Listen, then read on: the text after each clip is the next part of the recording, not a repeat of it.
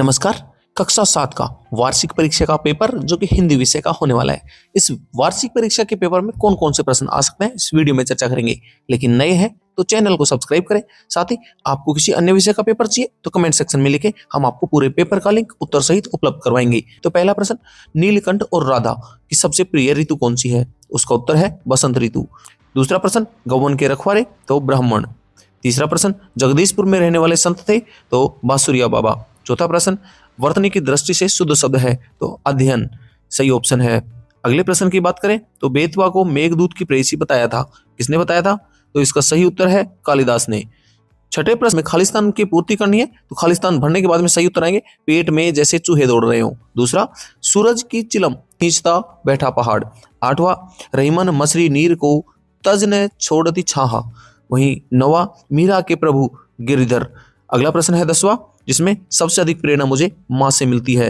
11वां प्रश्न है, लेखक ने नदियों का नीला निकेतन किन्हें बताया? तो लेखक ने नदियों का नीला निकेतन हिमालय को बताया है। 12वां प्रश्न, वीर कुंवर सिंह के व्यक्तित्व की कौन सी विशेषताओं ने आपको प्रभावित किया? तो वीर कुंवर सिंह के गुण साहस, देशभक्ति, दृढ़ निश्चय, नेतृत्व क्षमता और त्याग भावना ने हमें प्रभावित किया। 13वां प्रश्न, मेरी माँ ने मुझे अपनी प्रसिद्धि को विनम्रता से संभालने की सीख दी। धनराज पिल्ले की इस बात का क्या अर्थ है? तो इसका सही उत्तर है कि उसने बताया कि कभी भी घमंड ना करूं और विनम्र रहूं। वहीं पर्यायवाची शब्द है पर्वत, कमल, बादल और पानी के। इन सभी के पर्यायवाची शब्द लिखने हैं। यह पेपर पूरा पीडीएफ सहित आप प्राप्त करना चाहते हैं तो कमेंट सेक्शन में लिखें। बाकी 15वां प्रश्न विलोम शब्द है, विकास का हास, नवीन का प्राचीन, गलत का सही, स्वतंत्र का परतंत्र। मुहावरों का अर्थ बताना है। 16वें प्रश्न में मन बहलाना, दिल को प्रसन्न करना, मक्खन लगाना, खुशामद करना। 17वां प्रश्न है, क्रिया किसे कहते हैं? उसके प्रकार बताते हुए उदाहरण। तो जिस शब्द से किसी काम का होना या करना प्रकट हो उसे क्रिया कहते हैं, जैसे राम पढ़ता है, सीता लिखती है। 18वां प्रश्न, संधि किसे कहते हैं? संधि के भेद। तो दो वर्णों के मेल से होने वाले परिवर्तन को संधि कहते हैं। संधि 3 प्रकार की है, स्वर संधि, व्यंजन संधि, विसर्ग संधि। गद्य आधारित प्रश्न है जिसमें आपको गद्यांश पढ़ना है और फिर उसके बाद में प्रश्नों के उत्तर देने हैं, जिसमें आपके पास 5 प्रश्न दिए हैं। 5 प्रश्नों में पहला प्रश्न है, लेखिका ने तूफान मेल किसे कहा और क्यों? तो रेलगाड़ी को कहा क्योंकि वह बहुत तेज चलती है। वहीं इसी तरह से 5 प्रश्न जिनके उत्तर सहित पूरा पीडीएफ प्राप्त करना है तो कमेंट सेक्शन में लिखो, हम आपको उपलब्ध करवाएंगे। दूसरे प्रश्न का उत्तर होगा कि लेखिका इस तथ्य से परिचित थी क्योंकि कोई निश्चित स्टेशन नहीं, जहां रोक दी जाए वहीं स्टेशन मान लिया जाता है। तीसरे प्रश्न का उत्तर होने वाला है, बड़े मियाँ के इशारे पर उन्होंने तार के पिंजरे में बैठे 2 मोर के बच्चे देखे। वहीं पिंजरे में दोनों बच्चे तीतरों के समान छोटे छोटे और डरे हुए लग रहे थे। इस गद्यांश का शीर्षक की बात करें तो नीलकंठ पाठ से लिया गया है।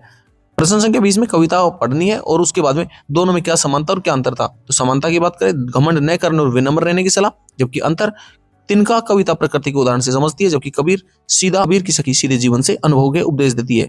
वहीं 21वां प्रश्न, परीक्षा काल में ध्वनि प्रदूषण रोकने के लिए नगर निगम अध्यक्ष को प्रार्थना पत्र लिखना है।